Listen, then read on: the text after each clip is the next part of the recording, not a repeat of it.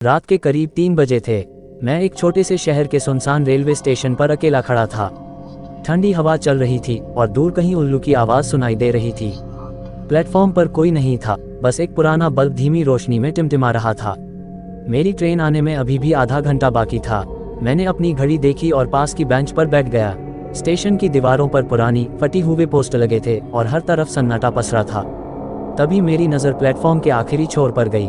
वहाँ एक आदमी खड़ा था, सफ़ेद कपड़े पहने, एकदम शांत। पहले तो मैंने सोचा कि कोई यात्री होगा, लेकिन फिर ध्यान दिया कि वह अजीब तरह से खड़ा था, बिल्कुल सीधा, बिना हिले डुले। उसकी आंखें नहीं दिख रही थीं, सिर्फ सफ़ेद कपड़े और एक हल्की सी परछाई। ठंड की लहर मेरे शरीर में दौड़ गई। मैंने इधर उधर देखा, शायद कोई और भी वहाँ हो, लेकिन पूरी जगह वीरान थी। अब मेरी नज़रें उसी आदमी पर थीं। वह धीरे धीरे चलने लगा। उसके कदमों की कोई आवाज़ नहीं आ रही थी। मेरी धड़कन तेज हो गई। मैंने अपने हाथों को मसला, शायद ये सब मेरा भ्रम हो। वह आदमी प्लेटफॉर्म पर घूम रहा था, लेकिन उसकी चाल अजीब थी, जैसे वह ज़मीन पर नहीं, हवा में उड़ रहा हो।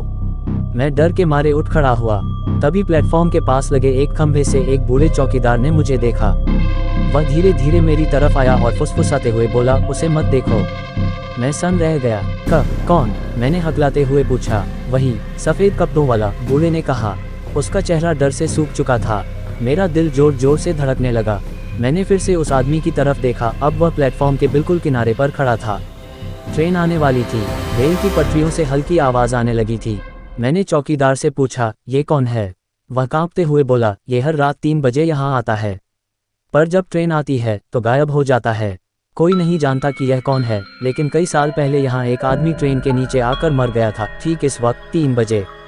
मेरे पैरों तले ज़मीन खिसक गई। मेरी ट्रेन के आने की अनाउंसमेंट होने लगी थी। मैं चाहकर भी हिल नहीं पा रहा था।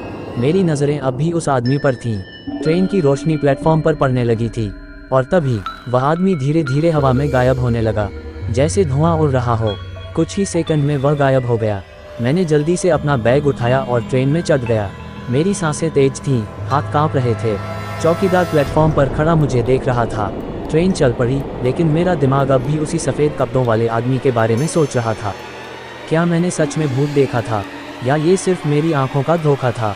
लेकिन चौकीदार की बातों और उस आदमी के गायब होने से यह साफ हो गया था कि यह मेरी आंखों का धोखा नहीं था। उस रात के बाद मैंने कसम खाई कि कभी किसी सुनसान रेलवे स्टेशन पर अकेले नहीं रुकूंगा।